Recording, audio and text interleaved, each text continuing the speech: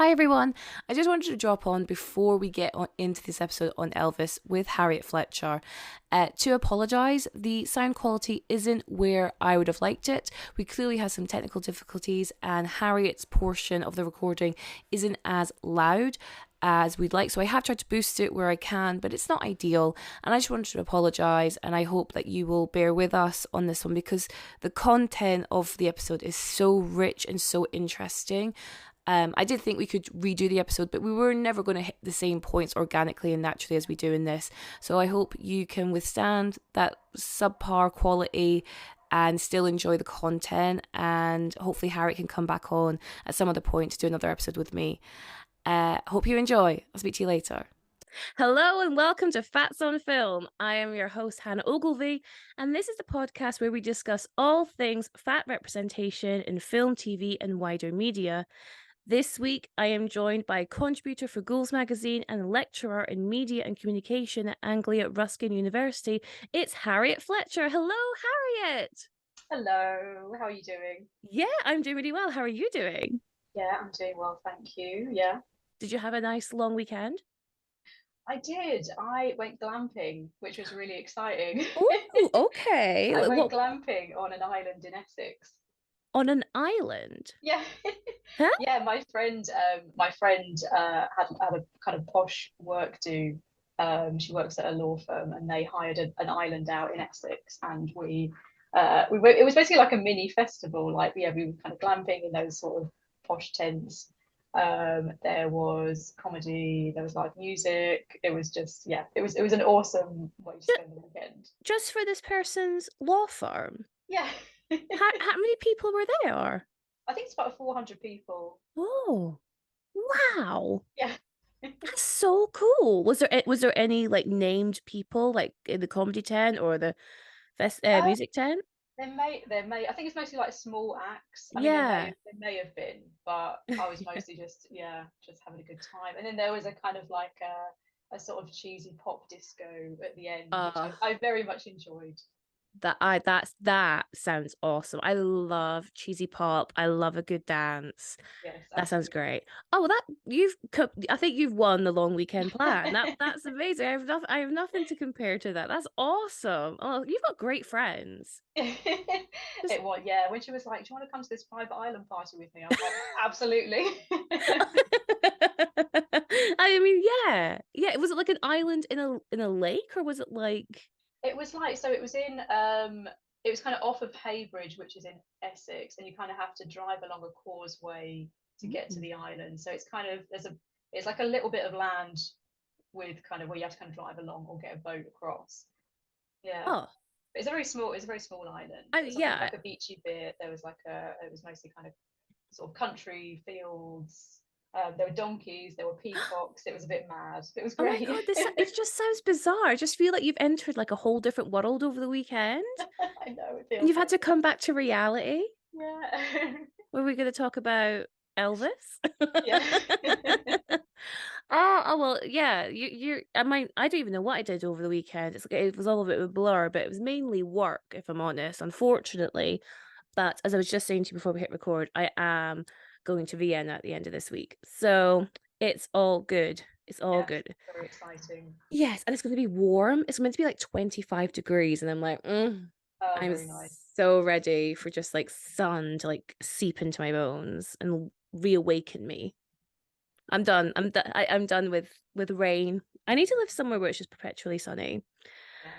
Yes. Okay, so Harriet, we are here because we're going to talk about Elvis. So this is 2022. So this is my most recent film we've covered on this podcast. So that's one accolade.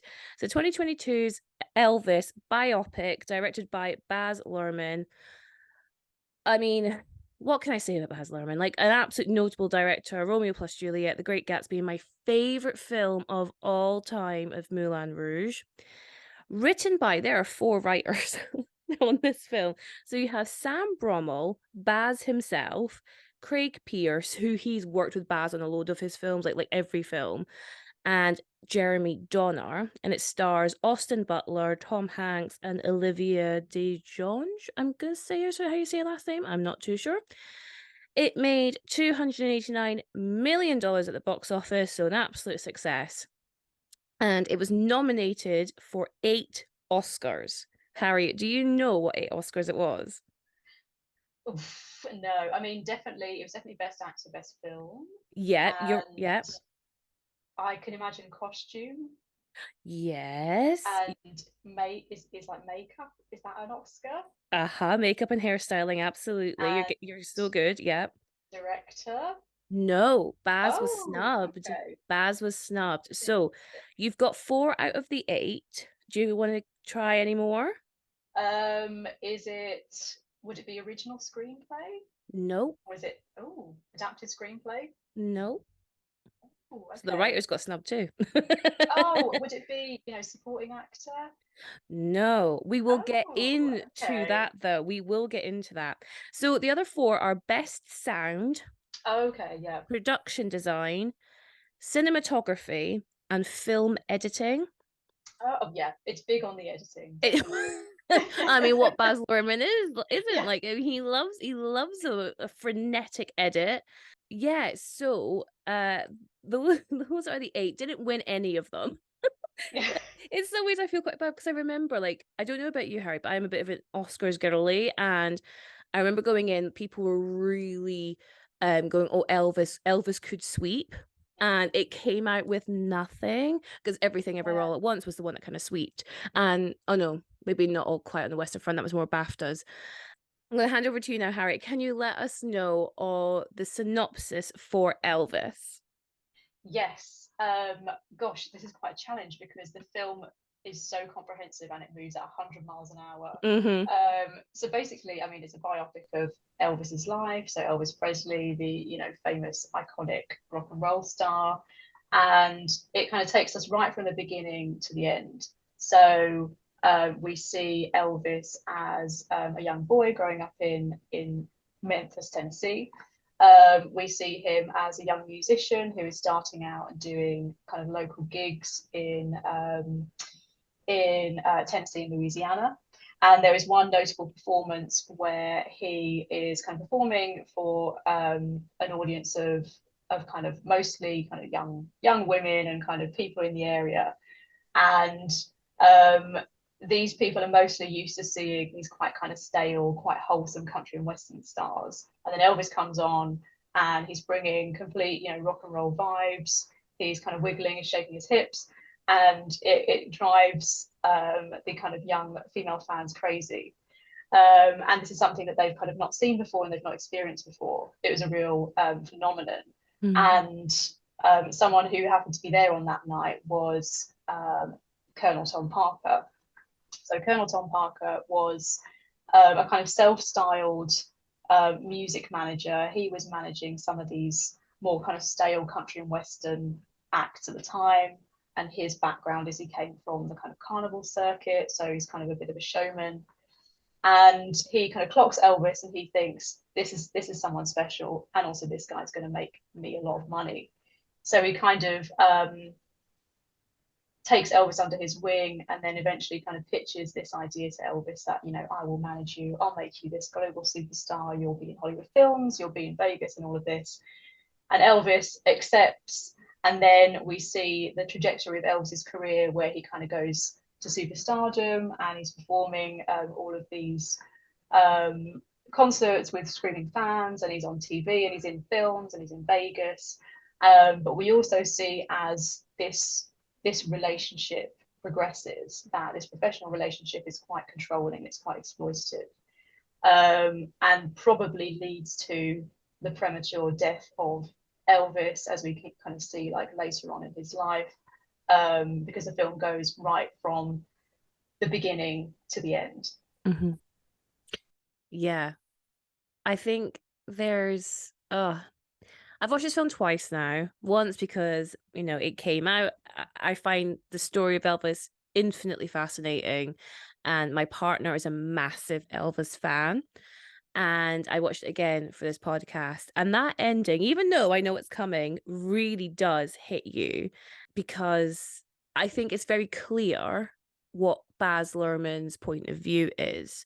Yeah. And again, I want to get into that actually, because Baz has really, I'm going to call him Baz as if I know him. I just Yeah. like, our mate Baz. but Baz really positions Colonel Tom Parker as the villain of the piece. Yes. And there is a lot of conflicting real life testimony against that. So Priscilla Presley was very vocal at the time, and even now.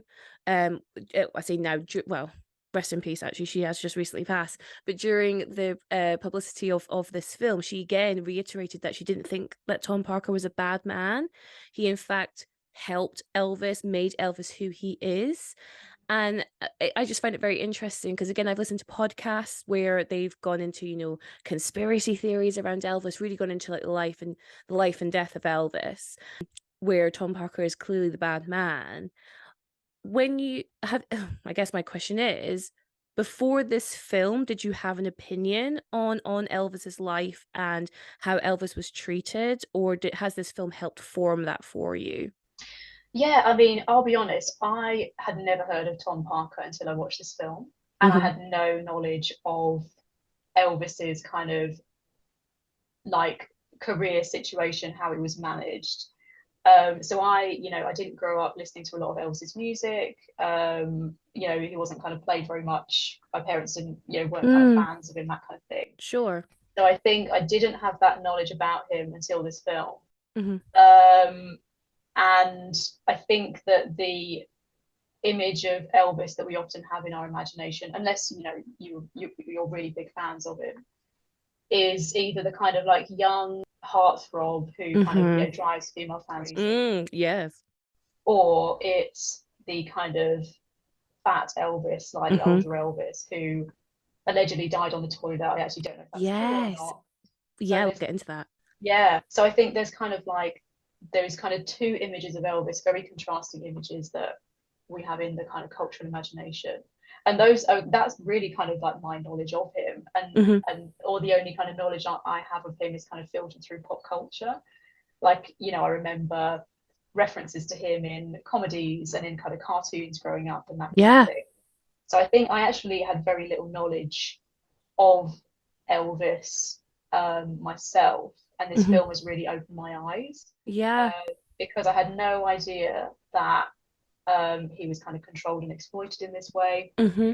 I had Hmm. no idea that that level of kind of control and exploitation probably, and overwork probably Mm. led to his kind of drug addiction, probably led to his premature death. I mean, arguably. And I thought that the way that Baz creates that narrative, it made me think, and I think he deliberately does this, and I know why, because there's a reference to this in the film. But I think it really resonates with what we now know about Britney Spears. Oh, I'm so glad you made that connection because, again, I'm a massive Britney fan. Massive, massive, massive. I absolutely adore her. What are your feelings on Britney? Yeah, love her, Okay. like icon completely. Absolutely. And when I first watched this, which would have been, oh, I guess last year sometime, I was really struck with how this story is told from the point of view of Colonel Tom Parker. So the film starts, we're in 1997, we're in Vegas, and the aged Colonel Tom Parker, played by Tom Hanks, has collapsed, and it's almost like he's on his deathbed and he's reflecting on his life and his legacy, and that's how we're told the story of Elvis. And we are meant to take Tom Parker as an unreliable narrator, because we hear him saying one thing and yet on screen's a very different story. However, I couldn't help but think this is like telling a Britney Spears biopic from the point of view of her father, Jamie Spears. Mm, And yes. and that doesn't sit right with me. Yes, this is something I've been thinking about as well. Like, why on earth would they do this? Because on the one hand, um, this feels kind of not right. It Mhm. feels like you're giving a voice to the person who is, the sort of abusive party in this relationship, and the person who kind of made his career but also destroyed it. But I think I kind of understand maybe why it did it as well, because I think that if you frame the film through the lens of the I guess the kind of like the villain, the kind of abusive party, then it's a good way of kind of exposing them and Mm, kind of like and kind of showing the kind of unraveling of their facade and kind of exposing how sort of manipulative and delusional they are. And I yeah. think rather than framing the film in a sort of objective way, it kind of makes me think a bit of, have you ever read Lolita? Or are you kind of No, I familiar with the haven't. story? No, It's I kind obviously of, know of it. I haven't read it. yeah, because that's I mean, very different topic, but it's Mm, about it's kind of narrated by a paedophile who is kind of hmm talking about his relationship with a young girl, and he's kind of framing it as if like it's all consensual and normal and fine and this mm. kind of great romance, but in um framing it from his perspective, it's a really interesting way of kind of allowing us to kind of pick holes in him. Yes, yeah, totally. And I do hear that and I do think it works to a certain extent because you get that real juxtaposition between what we are being told and then what we are seeing. There's a really good moment where it's when Elvis is now performing in the Vegas residency. Like he started the Elvis residency, or like so the Vegas residency, which is something Britney would then go on to do. Like the Yeah, parallels are maddening to me. And so yeah, there's a scene, and he's being pursued by all of these female fans who are just lusting after Elvis, and Tom catches Priscilla's eye, and he says something like, "Oh, she could tell that she could never compete with the love of his fans."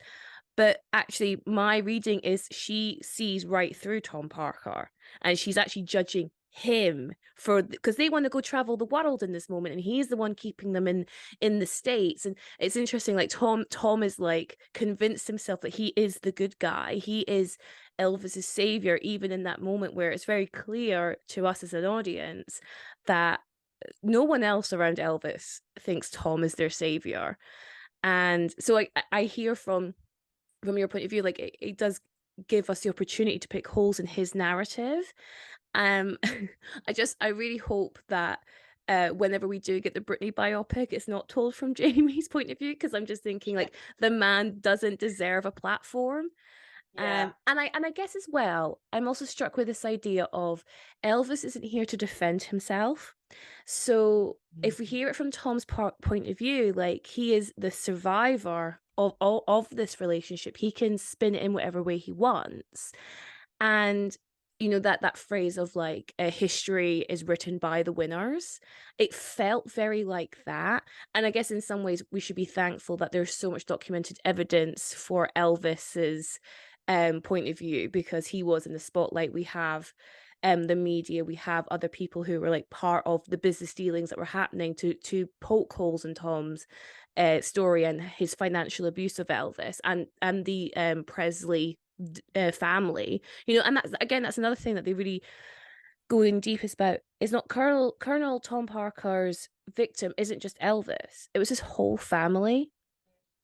And yes, on this rewatch I was struck with how Elvis is almost like a victim, not just of Tom Parker, but of like his family's lack of like spine.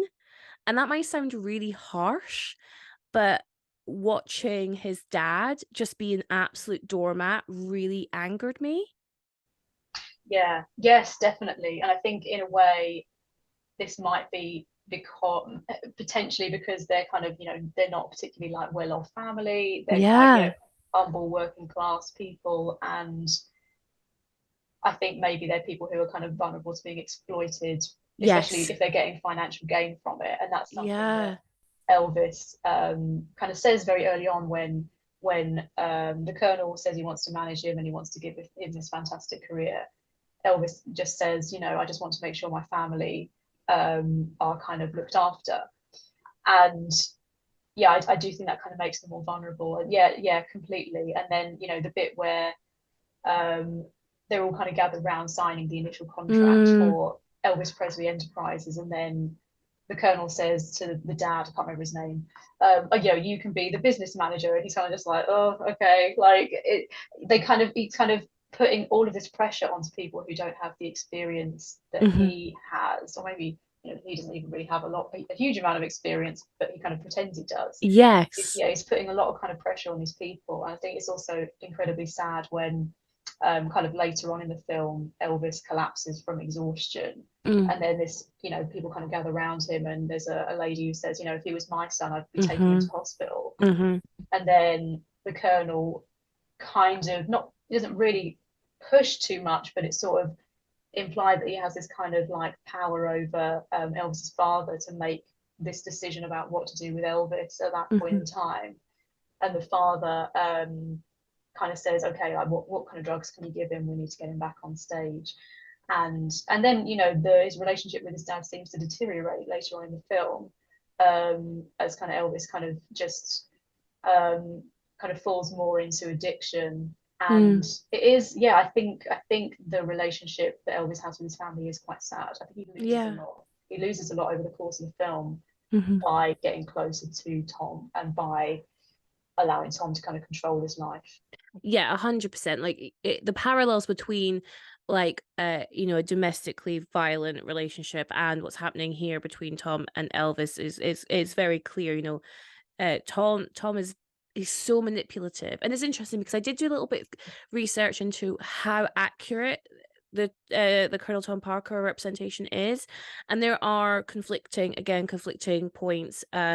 He absolutely was manipulative, financially abusive, all those things, but he's not as this was from a Vanity Fair article from October 2022. I'll link it in my Instagram stories so people can find it. But it was this a woman who I'm blanking on her name, but she'd met him various different times during the 90s just to get his side of the story. And she said one of the things about him is like Tom Hanks's portrayal is very almost like cartoonish villainy.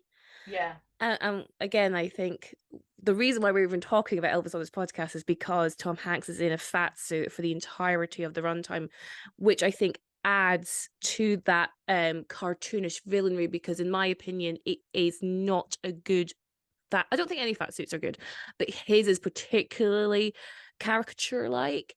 And this woman was saying like he wasn't like that. He was like so manipulative. He completely believed his own lies. He wasn't this like walking caricature of walking into like a studio with the Christmas jumper on as he's portrayed in the film. He was a lot more smarter. Even the headlines that Elvis was getting because of his performing style, very similar to black artists of the time. That's who he was influenced by. And obviously during the segregation times of the United States, that was a big no-no. You can't have a white guy looking like a black guy on TV. The film portrays that as if Tom Parker doesn't like that, but that's not true. If anything, he loved the headlines because it garnered, that the saying, like, even bad publicity is still good publicity. So that they try to paint him as this, again, this very manipulative, wants to clip Elvis's wings person, which to a point he was, but the film goes that extra step to really convince you of the fact. And I mean, I get it's a film, and I guess all biopics have to have some kind of they take influence from real life. It might not be a direct comparison, but there is a real obviousness, I think, to the Colonel Tom Parker's villain or antagonist of the story, which from my opinion, and reading also other people's like critics' opinions, and also the awards season's opinions, Tom Hanks was not revered for this role. In fact, I read, I think again, it was in Vanity or Variety, one of the V's. They called it his worst role to date. Gosh. Yeah, Okay. And people love Tom Hanks. Yeah, I actually saw a really funny letterbox review of this film, where because this film was produced during the pandemic. Yes, it was. Right at the beginning, and Tom Hanks was one of the first, I guess, A-listers to get coronavirus. Yeah, he was. And someone said the coronavirus must have got into his brain. That's the only way of That's the only way of explaining what he's doing here. It's really odd. I mean, this is a man who has been on our screens ever since we've been alive, Harriet, right? Yeah. And and the thing is, I don't think he does much variety in his performances now as he did when he was younger. But like, he's older, he's getting comfortable. But for me, this role is definitely outside of his comfort zone from what he's been doing the past, I don't know, maybe 10 years. And it is bizarre. And I think he was trying to benefit from this idea that, like, your casual viewers like yourself, Harriet, who might not have known Elvis's story, who wouldn't know who Tom Parker was. But from my understanding of people who do know who Tom Parker was, he wasn't like this. So even his accent's this odd. I saw I saw one person call it like a Nazi-esque accent. Oh Uh, no. and uh, and Colonel Tom Parker was originally from the Netherlands, but I have watched interviews with him. He spoke with a pretty American accent. The only differences he had where he would say his R's would sometimes come out as L's. So he used to say like Mr. Presley instead of Mr. Presley. And he would also, there was another one. J's would come out as L's or something. So it would be like you lust missed him instead of you just missed him. So it almost came across as like a speech impediment. And that's why no one really clocked the fact he wasn't an American citizen until much later in his life. The film makes out like this is a big twist for Elvis when he finds out, oh, the reason why he's not allowed to tour the world is because he doesn't have a valid American passport. Elvis had no idea. He died never knowing that that's why he wasn't allowed to travel. And it wasn't until the 80s did they actually find out that he's Dutch. So, and the reason because his voice, he just sounded like he had a speech impediment. But the film is just like, again, it comes back to this cartoon villainry thing where it's like, I mean, again, I'm trying to thinking, is it Hollywood saying that like German accented bad guys, like it's just our default, they're either British or they're German accented, and that's the only villains we can have in film. Yeah, potentially. I think there is I'm so pleased you brought up the sort of cartoonishness of it because that's something I was definitely thinking when I Yeah. was watching, and the sort of caricatured nature of it. I wonder if, because a question I've had, and I think you've had as well, is like, why cast Tom Hanks in this? And Yes, I wonder absolutely. if, because he's done a bit of like animated work, voice work. Mm. I suppose to some extent there is a cartoonishness about him, and that he kind of brings that Mm. to roles. And I wonder if the film wanted to bring that out in the character and wanted kind of Tom Hanks to kind of to kind of for that. But also, yeah, I mean, why? Because he is the villain. He's a bad character. He's very exploitative. He's very controlling. But when we portray that kind of person in quite a caricatured, cartoonish way, it kind of mean that we don't take that character as seriously as we should. Mm. And I think as well, there's a lot going on with caricaturing of this character. I mean, beyond the accent, I mean, the fatsuit is the obvious thing. Yeah. And I wonder if it's kind of playing into the sort of Hollywood shorthand of kind of this feature equals villain. So like, yeah, this accent equals villain, or fat equals villain, or the kind of the Bond films do this all the time. Like Yes. facial disfigurement equals villain. Yes. It's like the audience need to know that there's this person is kind of other in some way, and then Uh-huh. they are a villain, and we're not meant to like them. So I Hmm. wonder if like that that Tom Parker is this kind of like caricatured other character Hmm. in the way that he's kind of being portrayed as a villain. Hmm. Yeah. I think when I Google pictures of him, there's not many pictures of Tom Parker, it has to be said. But I wanted to get like a comparison, and he absolutely was a bigger man, 100%, no doubt about it. But the problem when we have fat suits is that there's something so uncanny valley about them. And with Tom Parker's fat suit and Elvis, so obviously he's got the body suit on, but the most jarring thing for me is his neck area, and then the face, and then this nose that they've given him. And it just looks like rubber. Like there's some close-ups where you can just see like how badly like the foundation is laying on top of the prosthetics. It's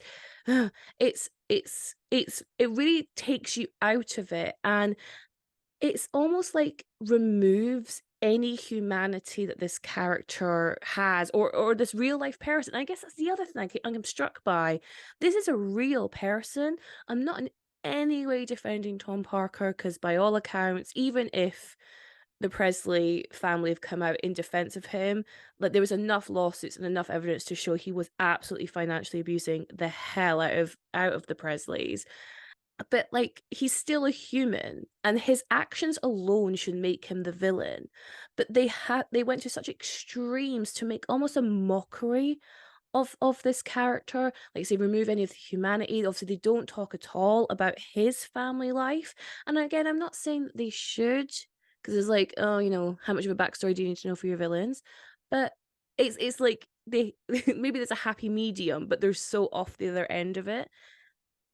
So when I was reading about this film first started being talked about in Hollywood at 2014, and it was in what they like to call development hell. So this is when they just cannot get the film, can't get backers, can't get anyone to sign on to it. The script is going through rewrites and rewrites and rewrites until eventually Tom Hanks signed on in 2019, and that's what got it out of this development hell. That's when they started auditioning. Oh God. On that note, I actually really like Austin Butler in this. I think he's very good. Again, I saw some criticisms of him where they don't think he's charismatic or doesn't have the same charisma that real life Elvis had. And I'm like, yeah, but like Elvis Presley was like once in a blue moon. I think Austin Butler does a really good job here. I really like his performance.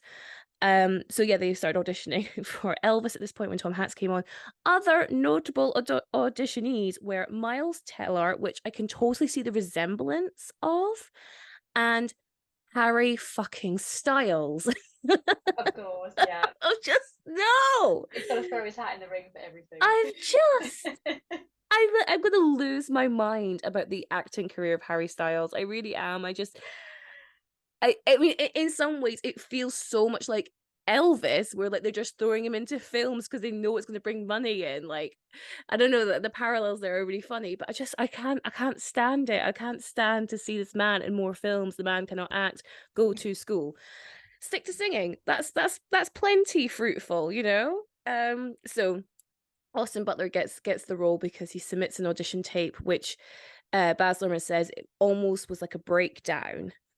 So I think Austin has said that he did his first audition, but it felt like almost like an Elvis impersonation, and he was a bit embarrassed by it. So then he came away and recorded himself singing. I can't remember which Elvis song it was. It might have been "Love Me." Oh no, it was Unchained Melody. It was Unchained Melody, but he sang it from the perspective of a son singing it to his mother, because Austin lost his mother when he was 23, the same age Elvis lost his mother. So he had this like kinship with Elvis. And obviously, I'm assuming he got very, very emotional. So that sounds like it's a very emotional pull point. And Baz is like, this man's having a breakdown. I need to meet him. And then that was it. That was Elvis for them. So Tom Hanks signing on really causes all of this chain reaction for this film to eventually get made during the pandemic, as you said. But does that mean like Tom Hanks was the right person to play the role of Colonel Tom Parker? Yeah, I mean, I'm pleased you explained that, because something I wondered was like, is the only reason Tom Hanks is in this because they needed an A-lister to push it? And it Yeah. seems like they did. No, they 100% did. They 100%, because again, I didn't know Austin Butler before this film. My understanding is he was in a relationship with Vanessa Hudgens for like 10 years, and I know who she is. I didn't know who he was. Yeah, But same yeah, for me. Yeah, and I've and never heard of it. the rest of the cast are all like Australian actors, and tend to work with Baz Luhrmann quite a lot. So you've got Richard Roxenborough from Moulin Rouge, is what I know him from. You've got David Wenham, who's been again a very notable Australian actor, but they're not. You got Cody Smith McPhee, which again, isn't going to be pulling in major people just yet. Maybe one day, but he's still quite young. So yeah, I think that was one of the problems. Like, who's going to go see this Elvis film? Because no one knows who anyone is. Tom Hanks is top billed, which makes sense. But Yeah. it's called Elvis. It should be Austin Butler. Yeah. Yeah, it's a bit of a mix. It's a bit of a mix up in terms of like, who's the main character? Who are we meant to be kind of backing? Like, who should be telling this story? Yeah, I did think that the only reason Tom Hanks is in it is surely because they needed an A-lister. Mm-hmm. I'd be interested to know like who else auditioned for it. And I was thinking as well, like, because I'm a Baz Luhrmann fan as well. And Love. I would have watched this film if there was like a lesser known actor in that role. Yes, I would have. I totally would have done too because of Baz Luhrmann. Yeah. Like, he's got such an interesting style of filmmaking, and we actually haven't talked about that. But the way this film is filmed, or how it's at least portrayed on screen, is so interesting because it's so. And I say this with respect, but wacky. You Mm. have the iconography every time we go into a new place. We've it'll say something like, Beale Street when we first get to Beale Street.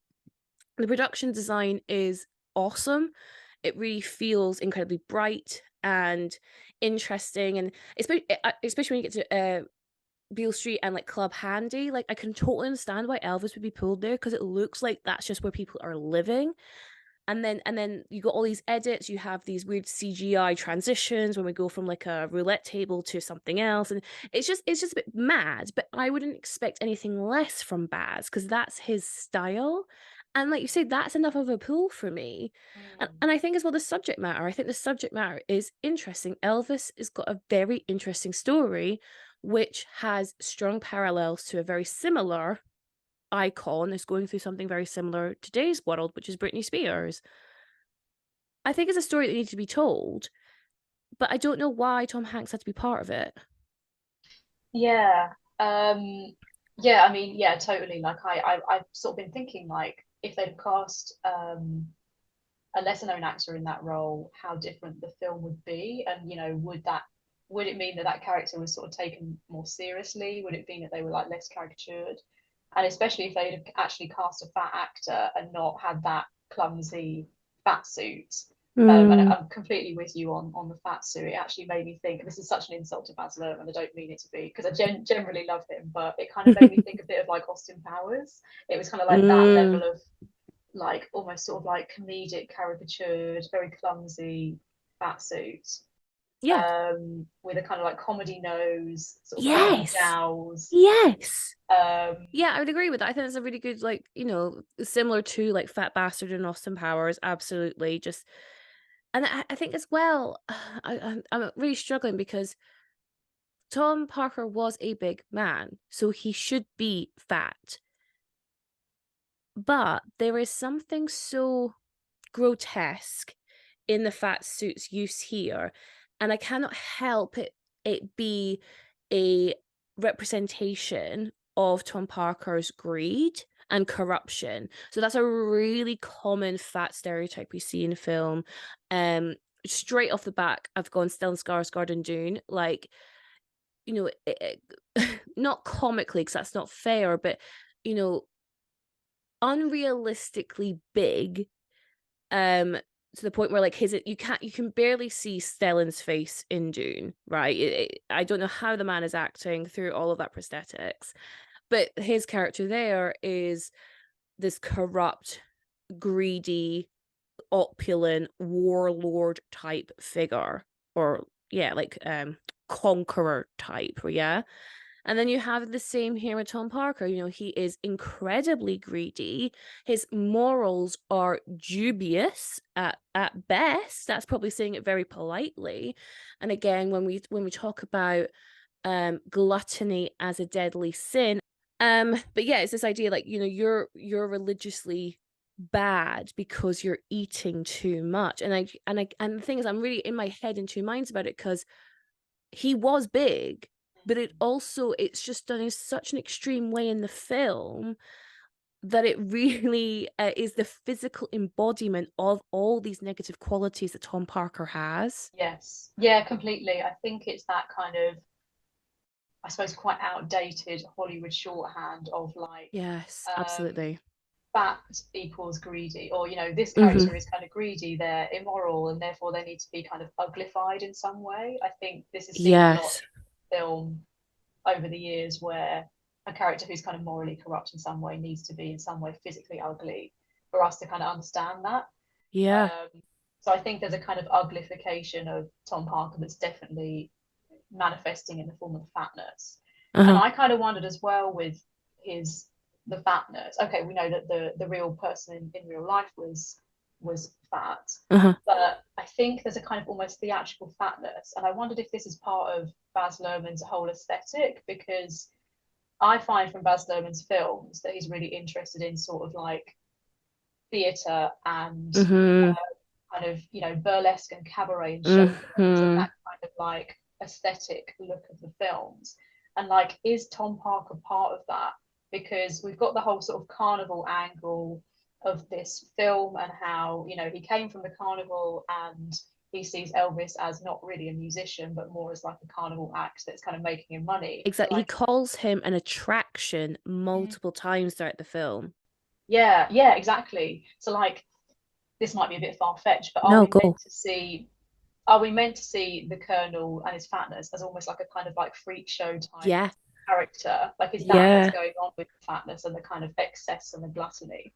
That is a fascinating take. And I don't disagree with you. So again, reading on the real life Tom Parker, he absolutely loved a carnival. So there are multiple anecdotes of when he was driving, Elvis around the country, and probably in like the late 50s at this point in the timeline, whenever there was like a carnival sign or a quote unquote freak show sign, he absolutely had to stop and go and see it. Because he was just fascinated by the whole carnival lifestyle, the attractions. He loved it. So it would make sense if like he himself was also one of those carnival attractions. And again, in these anecdotes, they said that he was really obsessed with the film Nightmare Alley from, I think it's 1947, which Guillermo del Toro recently remade. Mm. He loved that film because it was like a representation of like his lifestyle that he used to have. So I think that's a really good reading, that he himself is part of this, the sideshow freaks. Again, if you look back at like the freak show history, yeah, plus size big people were included, especially big women, because obviously the idea of like women meant to be dainty and overtly feminine, and of course femininity can only be portrayed in thinness. So you got plus size women, you have women, plus size women with beards. If you think about the image of the bearded lady in your head, they're usually bigger. Yeah. So yeah, there's absolutely something going on there. But it's interesting where he himself has managed to break away from the freak show element.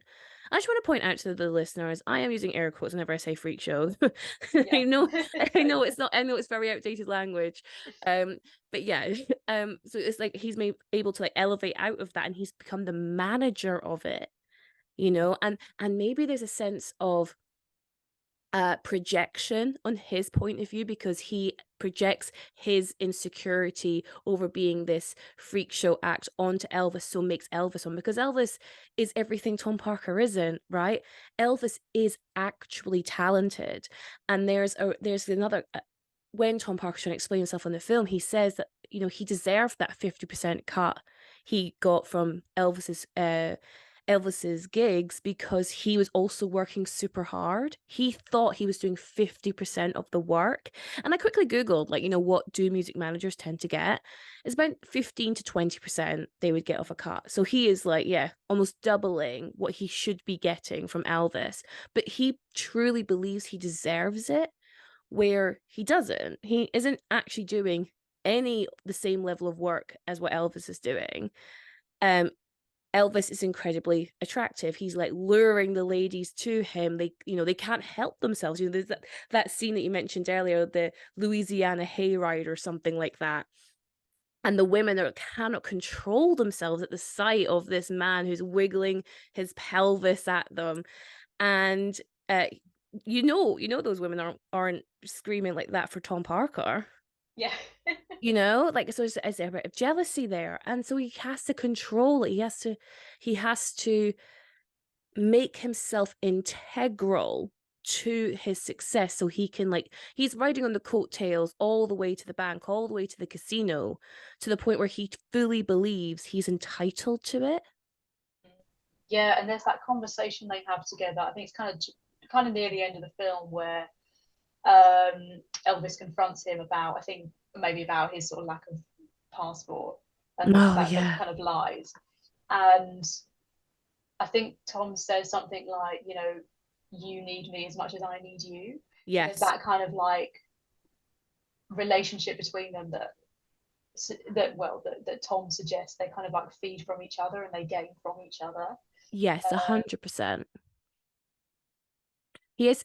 Elvis says in that confrontation, "Your fat goddamn face." oh, really? I missed Mm-hmm. that.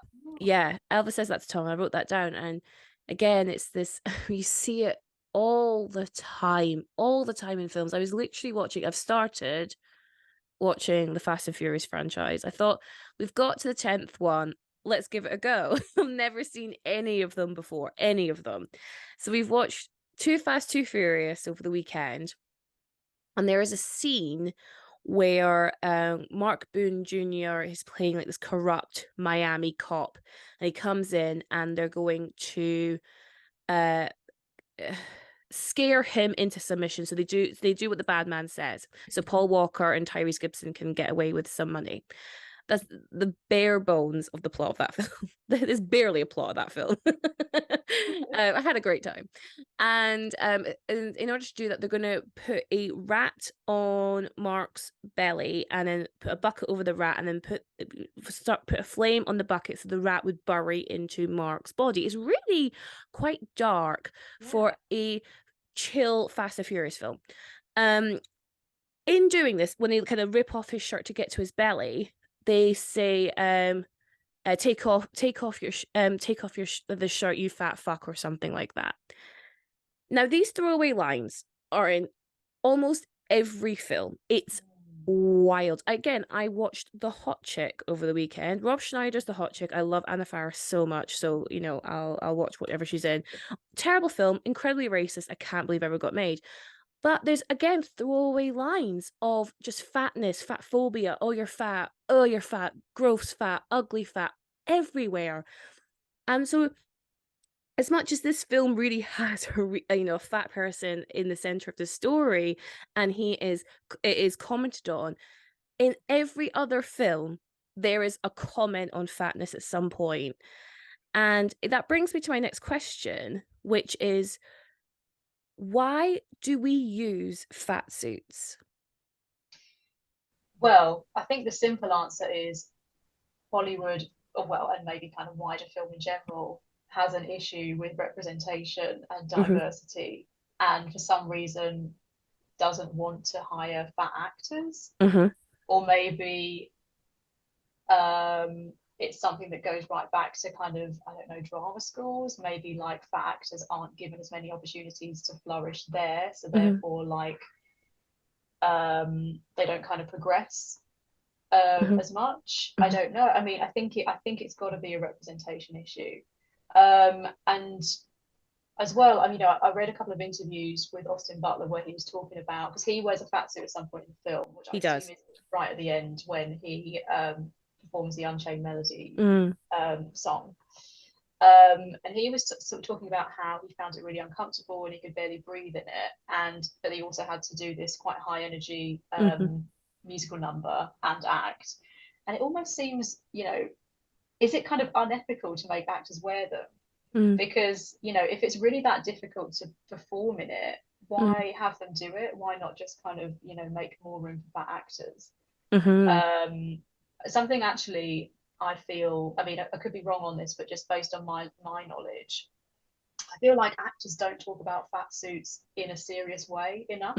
There's not enough kind of interviews about what it's like to wear one, how they're made, what kind of training is involved in Mm, having to perform in one. So mm. I think in a way it's almost like it's kind of it's seen as like a negative thing, like, oh, I had to wear this fat suit. Oh, it was so, it was so awful. It was such an ordeal. It was so uncomfortable.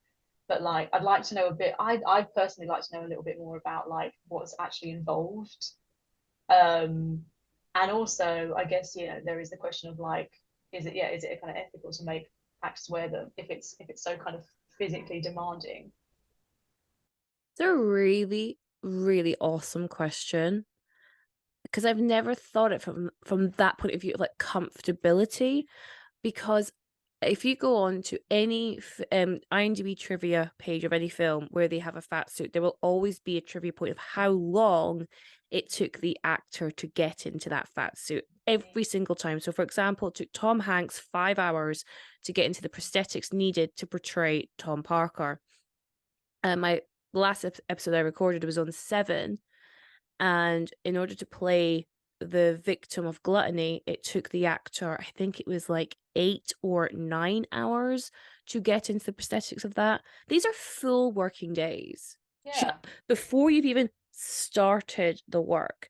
So Mm. you're right, from an ethical point of view, you're spot on, actually. Like, is it ethical to make people sit there? And as you were talking, it reminded me of the what Jim Carrey said about playing the Grinch. He found getting put into that Grinch costume so torturous. He actually learned interrogation techniques from FBI people to help him get through it because he found it so like intensely stimulating. Mm. That's not fun. and Yeah, I absolutely. and I wonder if I mean, again, not related but kind of not. Have you watched The American Office? Bits of it, but not loads. Okay, so Angela Kinsey and Jenna Fisher, who play Pam and Angela on The Office, they are best friends in real life, and they have a podcast called The Office Ladies, where they're rewatching every episode. I love it.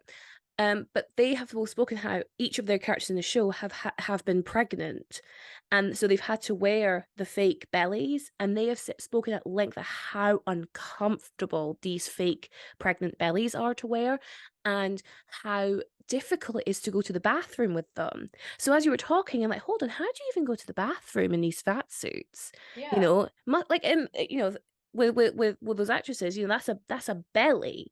So if you've got a full on, prosthetic fat suit on with the makeup, the jowls in Tom Hanks's case, how are you drinking? How are you eating? Like, what is the actual effect of being in a fat suit every day? So your first point, is it ethical? I'd love to know. Is it ethical? It's clearly not comfortable because people are at least speaking out to that point. Brendan Fraser has spoken out at length about his fat suit for The Whale, a film we will talk about on this podcast, but I'm emotionally not ready to do that yet. He has spoken about how going into the fat suit for playing Charlie, who is a 600-pound man, like it helped him get into the character because of the actual weight of the suit. Mm. So I think some actors view it as almost like a portal into the character they're playing, which I'm not going to disagree with. I understand the logic behind that. But again, it must be fucking heavy, you know? Like how confining is that? I can imagine being quite claustrophobic to a point as well. And then ultimately to the last bit not last bit, but the big point that you mentioned, representation. So I think we have two issues which you've already identified, which is the pipeline into it. So do we have um actors who are in larger bodies actually coming through the pipeline of drama school into auditions, into films, into TV? And if they are coming, are they being cast or not? And we have the same issue with they talk about this with female directors, that there's not many female directors going into film school to begin with because it's seen as such a boys club. It's not seen as accessible to them. It's not seen as something they're allowed to do because of the lack of representation already in it. So you have this like chicken and egg situation where, well, someone has to be the first, but being the first, I spoke about this recently with representation. to represent something which is a very which is an area which has got very little representation that looks similar to you. So maybe you're the first, or maybe you're one of very few people, means you have to be incredibly vulnerable. You're putting yourself into a space that currently does not welcome you. And that requires a lot of strength, a lot of self confidence, patience, determination. And I'm sure a lot of people go into those spaces being like, yeah, no, I'll do it, I'll do it. And then they get kicked out again because they can't keep up with it. They're going to, I'm going to say bullied out of it, which in no way makes it right. I'm just hypothesizing this the issue. And I'm only saying that because one of my things I do, again, I have like two audiences where I have my like film audience and I also have my fashion audience. And on TikTok, I do plus size fashion and it's going really, really well. But I get shit on by trolls. Luckily, I'm in a space in my life where I can go, it's all good. I know what I'm doing. You're sadly projecting. That's not my problem. But if I didn't have this self-confidence, and I didn't have this determination, those comments would get to me because they're hella nasty. So if you're a fat person going to drama school, somewhere that maybe you're not accepted or you're not welcomed or you're not being represented, and you get bullied or you don't get the parts you want or you're um unfairly oppressed, again, you always hear those ideas of like never getting picked for the lead because your face or your body didn't fit the lead role. You might give up, and I wouldn't blame you for that. But it means at the end of the pipeline, there's fewer fat actors to choose from a casting director point of view. So we'll just get Tom Hanks, we'll just get Colin Farrell, we'll just get Brendan Fraser and put them in a fat suit. Yeah, yeah, completely. I think, um, as you say, you have to kind of make yourself vulnerable in order to kind of potentially like um, make any kind of changes and kind of opportunities that you want and deserve. And there must be a lot of actors who have to be incredibly resilient, perhaps more than the average Yes, person, and have definitely. to certainly have to work harder than Hmm. the average kind of straight size actor. And I suppose even if they do kind of break through, are they going to be represented in a way that is kind of fair? Like, Mm, they might drift into kind of typecast type roles, like potentially, I would say, arguably, like Rebel Wilson, for example. really good point. Um, so, and then there's the question of like, is any representation better than none? Mm, Like, should you kind of do those roles to make a name for yourself, and then try and kind of change roles for yourself in like a producer role? Kind of make the films that you and make the kind of representations that you want to see. It's a tough one. It's a very tough one. Mm. yeah, I think that's a good point. Is like, should we be thankful for any representation? But there is positive and then there is negative representation. So if you look at like fat representation from, I'm gonna say the noughties more specifically, just because it's more in my head. But there is always a teen comedy in the early noughties. The fat character is the laughing stock. To use your word, uglified, um, is meant to be like a joke that a character finds them attractive. That isn't good representation Mm. because the reality then becomes, um, you watch that as a child, you watch that as a teenager, you're being told, oh, because you're in a bigger body, if anyone fancies you, it's a joke because Yeah, you are so unfanciable. And then on that, to go that even a little bit further, people do it as jokes because they've seen it in TV and film. And it's they say like, oh, like, um people don't copy what they see in film and TV because if they did, then they watch Mission Impossible, they hang out of planes. I'm like, yeah, they're not going to do that. What they do is very subtle. It's yeah, subtle representation. It's things that they can do in their everyday life, and it does lead to bullying. It does lead to, I mean, yeah, terrible treatment of others. That is the reality of poor representation in real life. The other thing I want to talk about with fat suits is I think there's a moral dilemma within Hollywood. I have nothing to base this on. I don't know how to preface this, but this is just my theory.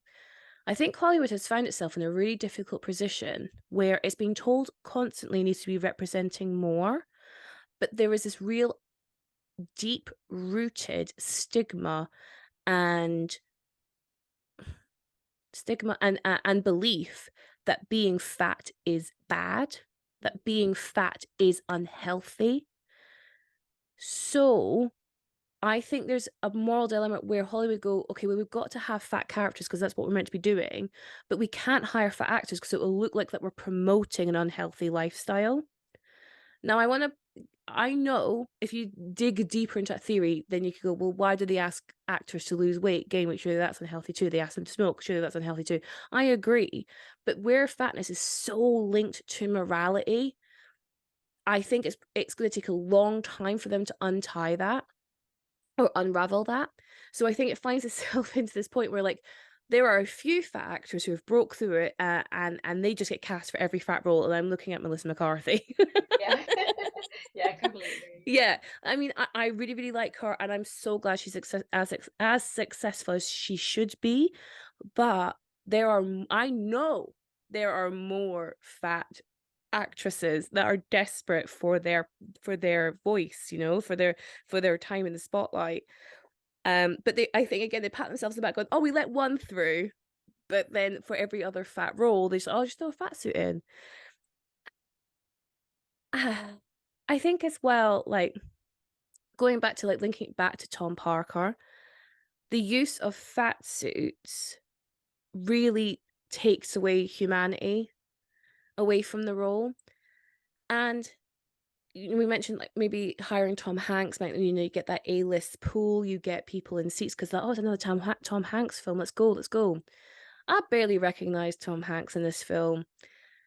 The Batman, Colin Farrell as Penguin, unrecognizable. Unrecognizable to the point where I'm like, well, what's the point? What is the point?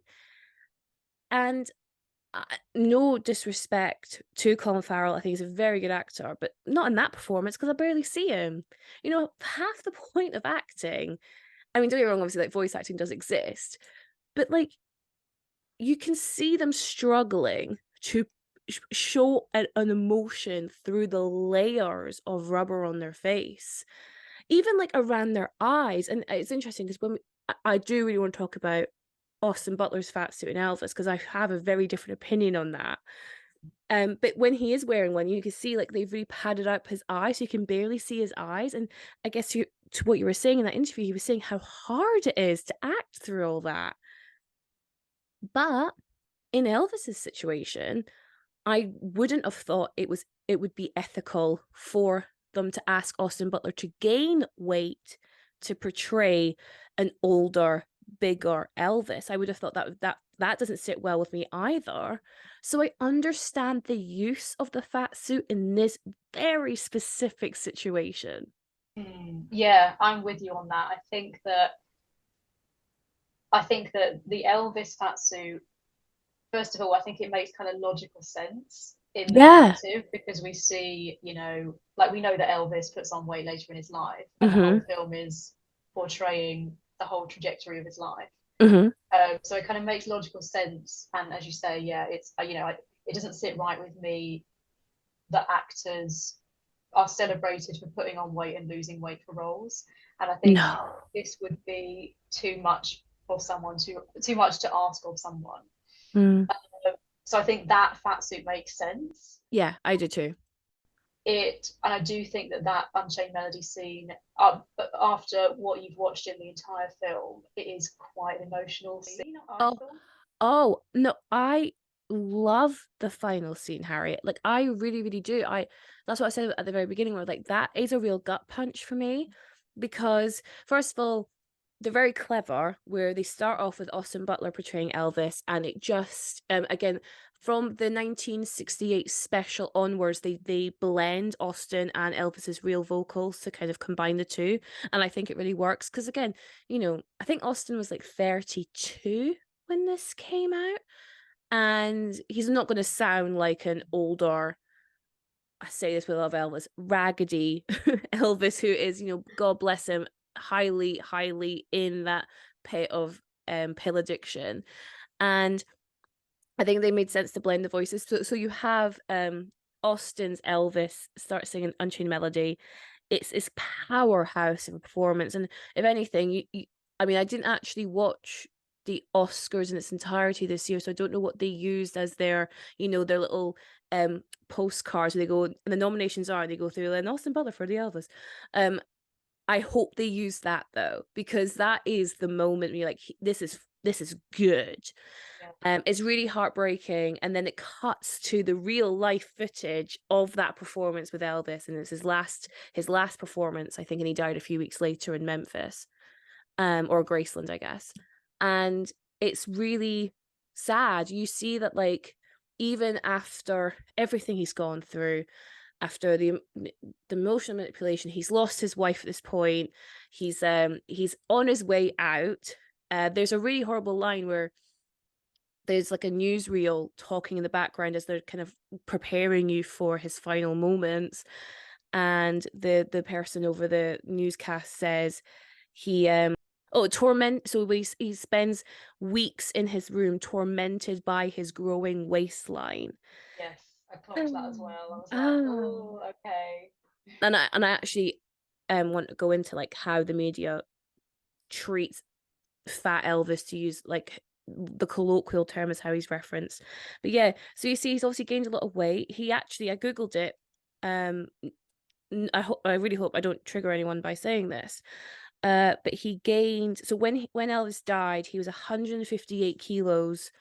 And he gained around 80 kilos in that 10 years of between the comeback special and him dying, and after the whole Vegas residency. So, and it mainly being because he was just like in a binge eat cycle, and it's interesting. So I wonder if this was to happen now. I'm going to say this, and I'm instantly going to like say, oh no, we know exactly what would happen now because we're arseholes. But I was like, oh, if it happened now, like, we'd be a lot more kinder to Elvis because he's clearly got an eating disorder. He's clearly got like an addiction problem. But then we are so horrible to any star who has any kind of weight issue, Yeah. be it they're too thin or they're too fat.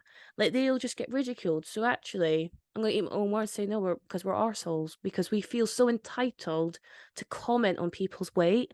Mm.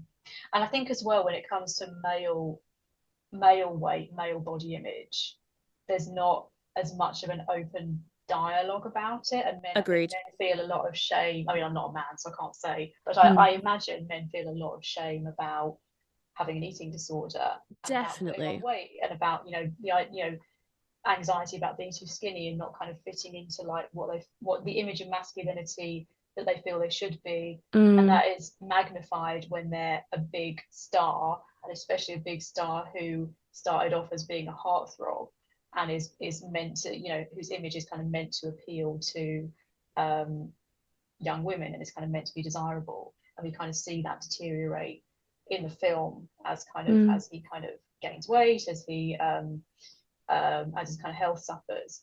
Something I found really interesting actually in the film, I think that's one of the only references, the line you just read, to Elvis being fat. Mm-hmm. Because obviously in our kind of culture and imagination, we have an image of Elvis as a fat person towards the end Mm-hmm. of his life, and Mm-hmm. there's a lot of kind of, myths about, oh, he ate, bacon and peanut butter sandwiches every day or whatever it Mm-hmm. was.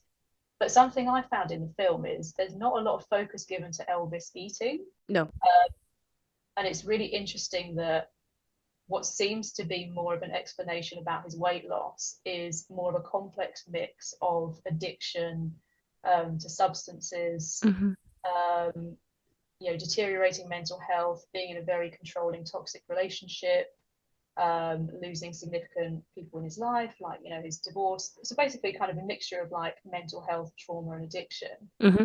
is kind of what leads him to gain weight. And I thought that was quite different to the kind of cultural narrative that we often have and we often see in, films and TV, which is this person is fat because they eat too much. Yeah. Whereas what we're seeing here is there's a real complex set of reasons as to why someone might gain weight. I thought that was something really quite important that the film does there. Yeah, you're absolutely right. I think the only reference, I think, and it's the real life footage, is at the very end is where he's playing at the piano, playing doing Unchained Melody. There are cups of Coca-Cola all Yeah. over the piano, but that's actually real life footage. And again, like if he is, they don't really say what drugs he's on, but I'm guessing it's some sort of like methamphetamine that was very popular at the time. He'll be like craving sugar constantly, so it makes sense if he's like leaning on fizzy drinks, on sodas, to get him through. But you're right, there's this idea like I talk about it all the time. You can be fat for a number of different reasons. He's also getting older. Our bodies change as we get older. Our metabolism shifts. You know, he cannot be the same weight he was at 42 that he'd be at 22. Now, I'm not saying that completely absolves of why he did gain the weight he did gain, but it's also like a realistic thing. We do get bigger as we get older. He's also like performing his ass off. So there's loads of montages of like his different tour outfits when he's going around the states, when he's going in his Vegas residency. You see him moving and pumping and dancing and doing like karate moves, and he's also a very like his whole vibe is he's this very energetic performer, and yet he's still gaining weight because it's not, again, if it was, it'd be so much easier to be like everyone would be thin, right? If it was as simple as calories out, calories in, calories out, just exercise, burn it off. Clearly he is burning off, but it's not enough. So something else is obviously going on, which goes back to this idea of like it's like a cocktail of all these different elements of his life that are falling down. So you've got the drug addiction, you've got the trauma, you've got the grief, you've got the isolation. No, like that's just what happened. And I think there have been talks about how he was a binge eater, and again, that makes sense because binge eating can come from well, it's a comfort. Binge eating can be because people are trying to escape, lose themselves in food, not deal with the issues. And this man has issues. I don't blame him. I mean, again, at every point of this film, I'm just going, someone just needs to take control. And I actually feel for Priscilla in that moment because she really does try, like, go to San Francisco, go to a rehab, get some help, but it's almost like too far gone at this point. Yeah, I think your point is really important that they've made it clear it isn't just because he was eating loads of food. It was because of all this other stuff going on. And it's a tragedy, right? It's an absolute tragedy what happened to Elvis. And I think they say at the very beginning when they introduced Tom Parker that he worked Elvis like a mule. Yeah. And it's interesting because we've been saying this whole time Tom Parker has no humanity. He's this caricature of a villain. Who is he? Where actually he removes Elvis's humanity. Mm. So maybe that's where Baz was coming from. Well, he didn't give Elvis the grace to treat him as a human. So in this biopic, I'm not going to give him the grace to treat him as a human. Yes, I love that idea. Yeah, I can completely see that because yeah, as the film progresses and as the Colonel gets more kind of control over Elvis's life, like in the kind of Vegas residency years, Mm, Elvis is just like a shell of himself. I know. He's barely lucid. Mm, He's kind of taking a cocktail of drugs. He's doing these really high octane performances that are physically mm, exhausting. He's living in isolation. He's isolated from his family. I've got to say as well that when he does those performances, I was so struck by the makeup. The makeup is incredible in mhm. terms of like portraying how kind of physically exhausting they are. Yeah, yeah. Well, again, it's interesting because in a film shorthand to show that someone's unfit is to make them super sweaty, Well, yeah, yeah. right? And I think throughout the entirety of the Vegas residency scenes, Elvis is super, super sweaty. Mm. And again, it's interesting because you're meant to sweat, but because we have been conditioned to view sweat, especially like excessive sweat, as a sign of unfitness. So say for example, you've heard, and I can't think of an example, but I know you will have heard in film or TV when someone has come off, I've just done a 5 mile run and they look pristine, and it's this idea that they're so fit, like it barely bothered them, or they're just glowing. But then you'll have another character next to them who's out of breath, super sweaty, and that's to show that they're very unfit. And it's usually as a joke, and I don't know why, but I can imagine this happening in Big Bang Theory. Like I can imagine Penny went for a run and was absolutely fine with it, and Leonard was struggling. That's like something that happened in that show, I'm sure. And this is what this film is doing with this one. Like, oh, we show him really, really sweaty because he's unfit, he's out of practice, and he's gaining weight, right? The thing is, I think to your point, when you said, "Oh, I didn't know much about Elvis apart from what pop culture has told me," which are basically memes of fat Elvis who ate a sub but died on the toilet. There's a rumor that he died from constipation. That's it. That he died from constipation. That is the rumor, which is not true. He died from a heart attack. So all these things are happening to feed into this, into your idea of who Elvis was, which is this unfit, washed up man. And I do think the film does a really good job of showing you it's so much more nuanced and complex with that. They don't even allude to the rumors around his death, which I really appreciate. And I actually really appreciate how they end it, because it kind of ends on a high in terms of like he gave the performance of his life in that final one we see, and we get to see Austin and real life Elvis do it. What's interesting is a few years before Elvis died, Cass Elliot, who was Mama Cass from the Mamas and Papas, she died. And the rumors around her, because she was a bigger woman, she hated the nickname Mama Cass, which I just find really sad now because that's how everyone refers to her even now. But when she died, the rumor was she died with a ham sandwich in her mouth because, of course, Yes, I've heard that as well. Yeah. yes. And it's this idea that even in death, these fat people are completely stripped of their humanity, of their dignity, like almost like, well, what do you expect? Because it's almost like you've eaten yourself into an early grave. Now, as a fat person, I have been told that many times. It's nasty. It's so cruel. And I think going back to this idea that Elvis can't defend himself, Yeah. Cass Elliot can't defend themselves because they've passed, and all these rumors get brought up about them. It centers their fatness, and it centers their morality. Yeah. Yeah, certainly. I think when someone dies young, like Elvis or Mother Cass, and they die as a fat person, I Yeah. think that creates this quite negative myth around them, and also potentially, I think the case with Elvis maybe affects the way that their music is received, because Definitely. I wonder if, there's loads, there's kind of numerous male musicians who died young and are seen as Yeah. icons. So, Yeah. like, Kurt Cobain, John Lennon, Jimi Hendrix, Jim Morrison, etc. And Elvis died young as well. He was only 42. Okay, he Mm. was a little bit older than those guys, Hmm. but they're all kind of musical icons, legends, and they all died young. But the difference between those four that I just mentioned Yeah. is that they died, young and thin and beautiful. I was They gonna didn't say, yeah. they didn't die fat, and they didn't die on the toilet, which is, or allegedly on the toilet, which is Hmm. considered to be sort of, embarrassing or linked to kind of something a bit Yes. grotesque. And Yes.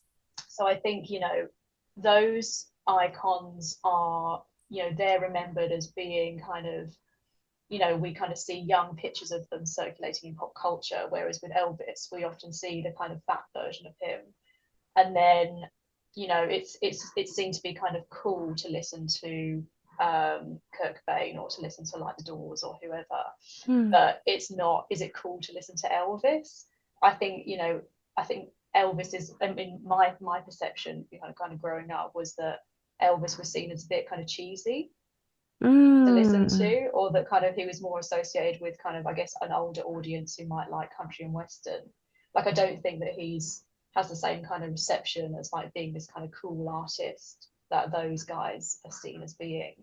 And I wonder if that's linked to the manner of his death. Oh, I think you're so spot on here. There's a phrase or there's a quote. I'm referencing The Office again, but one of the characters, Stanley, says, "Live fast, die young, leave a sexy corpse." Yes, that's it, isn't it? It's that's 100% it. And Elvis doesn't fit into that narrative of having like the sexy corpse, and Exactly. therefore it's kind of affected the way that we see him in our imagination, but also He the way that maybe the way that his music's received as well. Yeah, his our lasting memory is of this larger, cheesy costumed, and I say that with absolute love because the costumes are amazing. The costume design of this film is absolutely brilliant. I read that I think they made like something like 900 costumes Wow. for Elvis, I think. Have I made that up?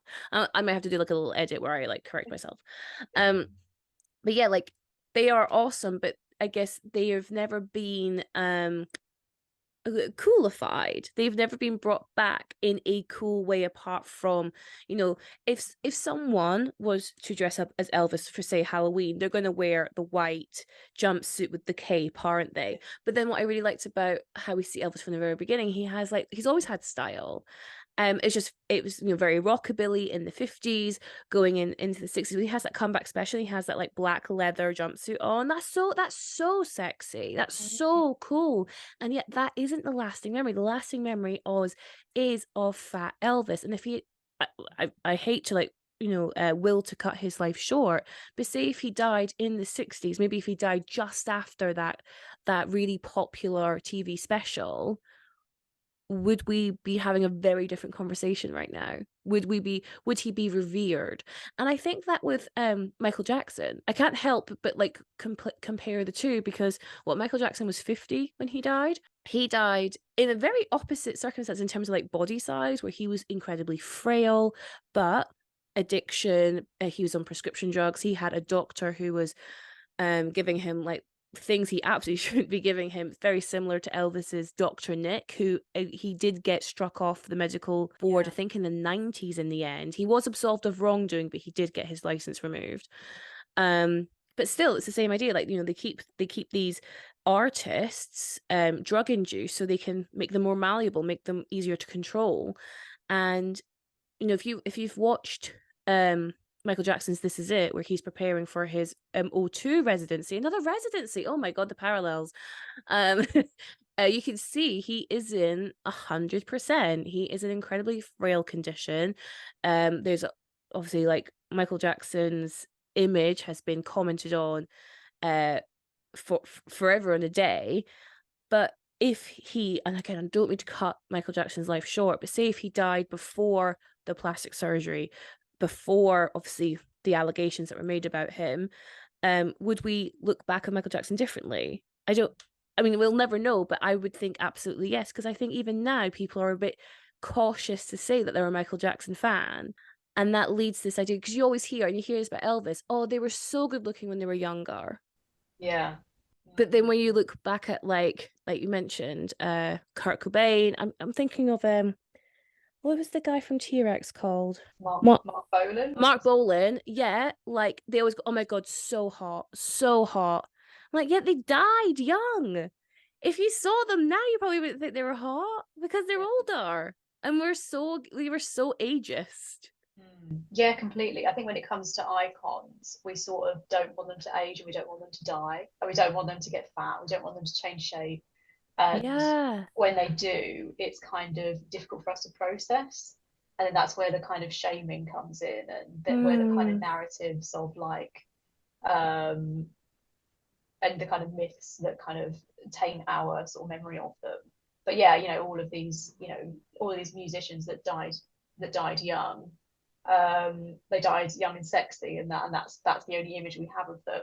But if we mm. have other images of them, then I think it's difficult for us to kind of always to kind of relate back to like, oh, they were young at one point. But I think the kind of the youth gets tainted in some way. And I think as a culture, I think we have an issue with like, yeah, I think with kind of aging, with kind of bodies changing. especially when they're celebrities, and especially when they're meant to be kind of, you know, heartthrobs as well. Yeah. Do you think it's related to money? Because is there a sense of like, well, you're famous, you have money, therefore you can afford to stay young.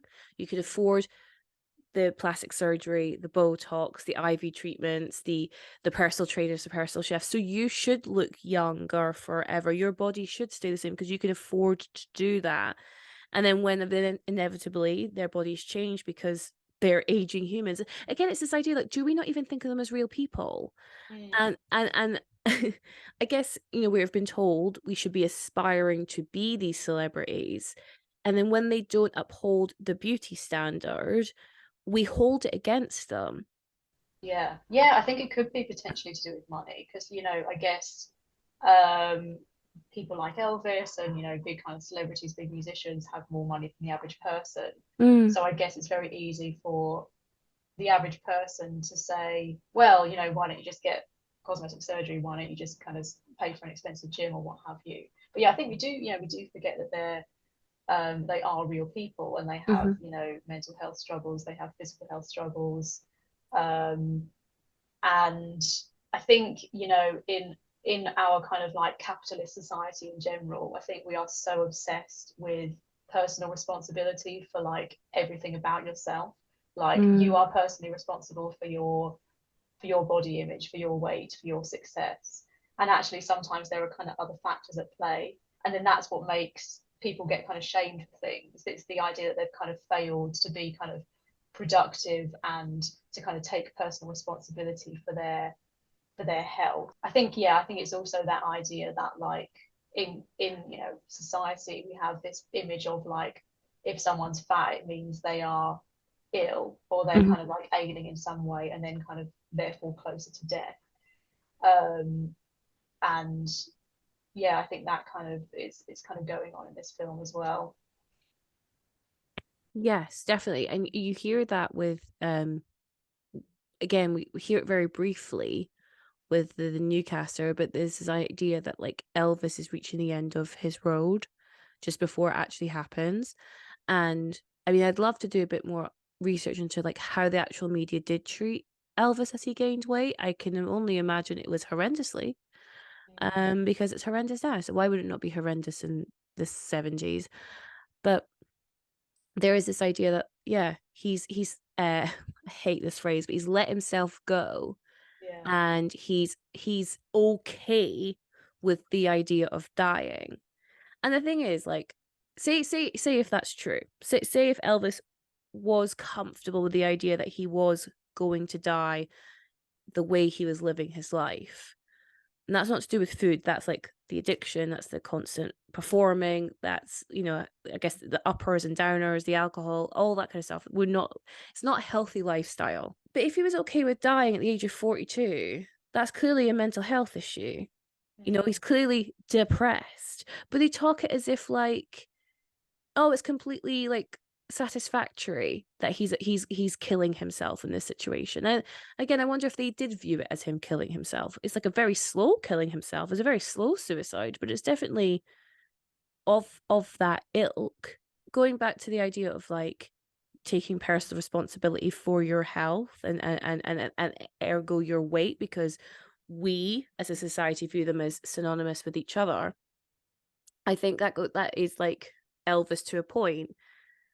If Elvis could afford the best doctors, the best healthcare, the best diet, the best personal chefs, and yet he still looks the way he looks, well, then that's on him. Mm. Like, you know, you've been given all this privilege to resolve your issues in the way that your average Joe can't.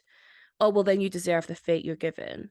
It's the same with me, like, because I'm not actively on a diet, because I'm not actively trying to lose weight, because that's not good for me from a mental health point of view, I must be totally okay with the idea of getting ill, which of course I'm not. I don't want to be ill.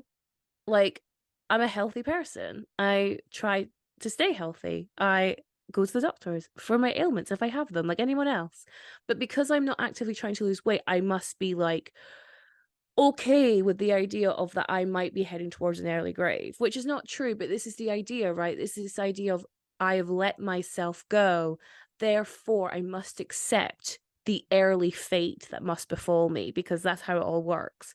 I've had people comment on my shit saying like you don't see fat 80-year-olds, and I'm like, have you just not left the house? Because you absolutely do. Yeah. Like again, it's just myths that we've told each other to make ourselves feel better, feel morally superior because you have a faster metabolism than me. Oh, well done you. Like that's not that's just fact. Like my genetics has set the pattern for why I am the size I am. But it doesn't mean that like I must be heading towards ill health, but yet we cannot distinguish between the two because films like this, no, that's not fair. Films like this, because we said Elvis has a good, good, smart portrayal of fatness, but other films definitely go, well, because you're fat, this must mean that you're going to die young, and therefore that's okay. Yes, definitely. It's so complex. And yeah, I think there's kind of like a myth and a sort of narrative that's like perpetuated in film and TV as well, that like, oh, this is just the individual's fault and it's their choice. Mm-hmm. Whereas, as you just said, it's kind of like a whole complex like network of factors that even kind of goes down to like genetics. It's, you know, it's mental health, it's physical health, it's like Yeah. all sorts. But I was thinking while you were talking actually that like even when where celebrities are concerned with both, I think, aging and weight loss, if they do appear to kind of obviously be working on themselves, and it's obvious that they're doing that, like if they've had cosmetic surgery, if they're seen out running, they're also shamed for that. Yes. So that it's like they Oh, can't win. perfect. No, no, no. They can't. That's actually a good thing because I remember this is a while ago. But Nike commissioned like plus size mannequins to show off their plus size fitness athletic range. And it got absolutely destroyed on Twitter. And I think it was an article in the Telegraph or the Guardian, one of the two, going like Nike's promoting a unhealthy lifestyle. And then all the plus size people went, yeah, but we can't win. You tell us we need to work out. You need to give us clothes to work out in. This is a brand giving us clothes to work out in, and then you're slacking them off for giving us the Yeah, clothes that you want us to work out in, so we could lose the weight, so we could look like how you want us to look.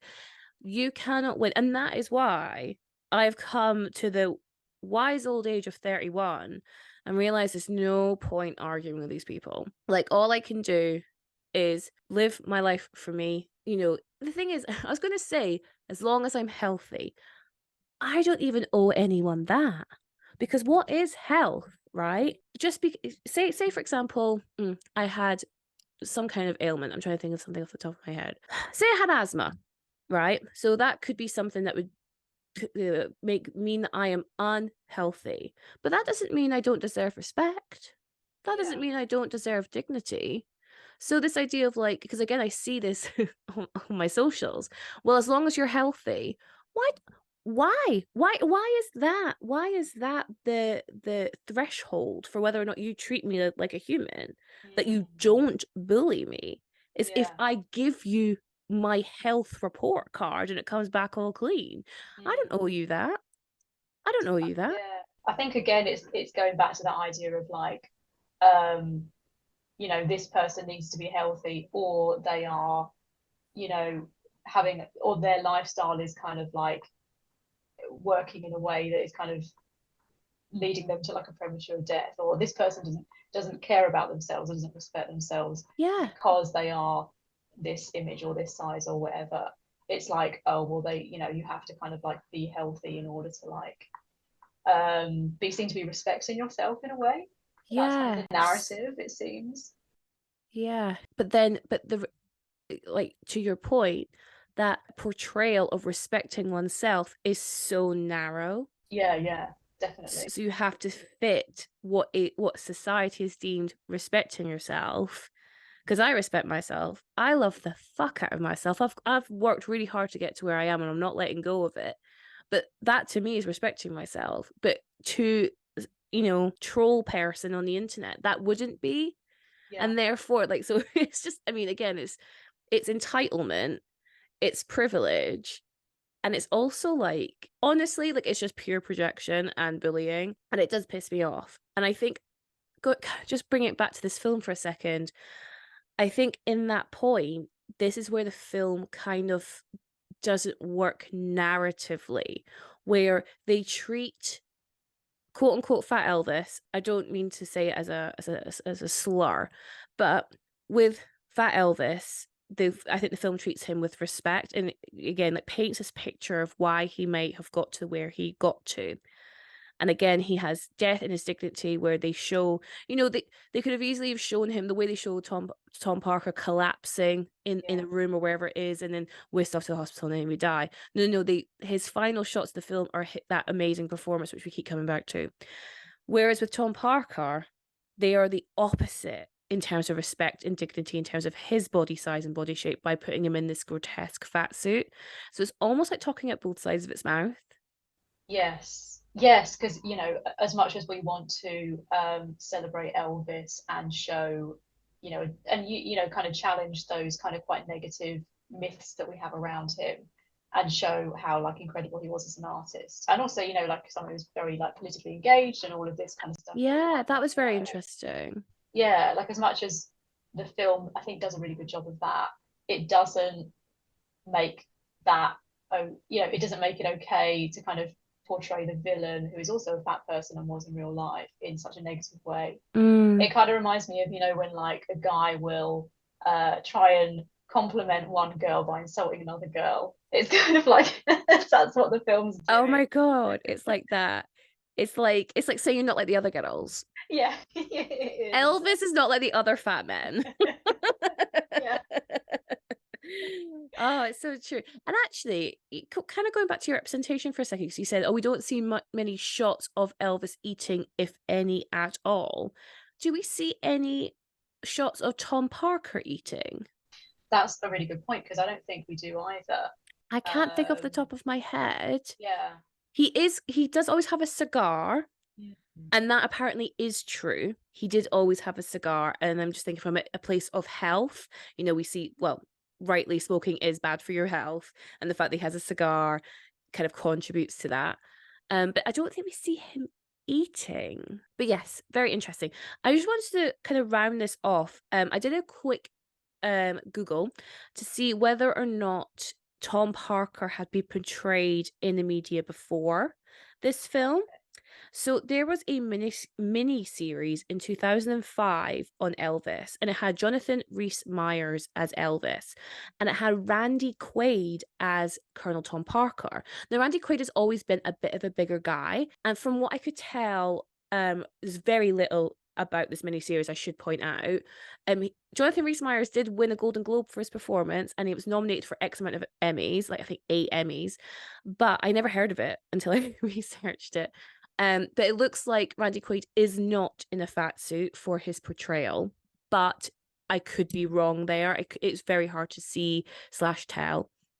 And then the other portrayal was in 2016. There was short show. No, it's a film. It's a film called Shangri-La Suite from 2016, and John Carroll Lynch plays Colonel Tom Parker in that. And again, he's quite a big man, so again, I can't find anything. I don't think anyone saw this film. I've never heard of it before in my life.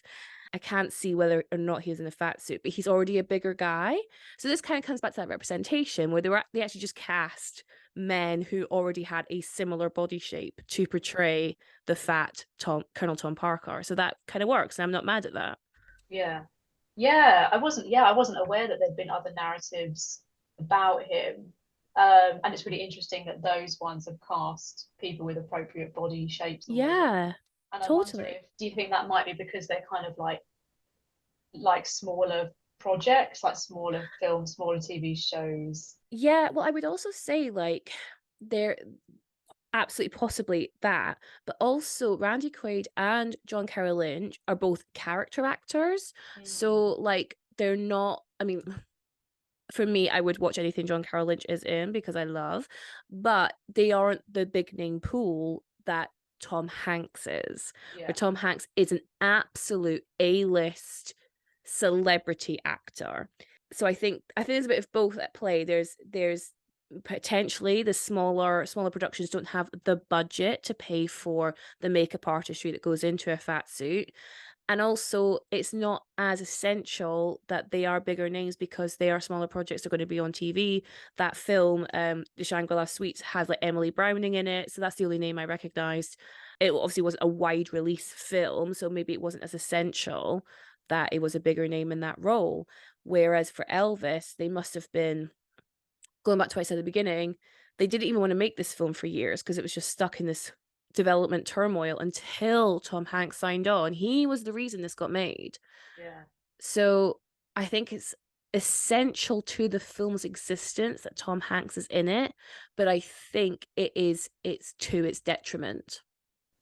Yes, I agree.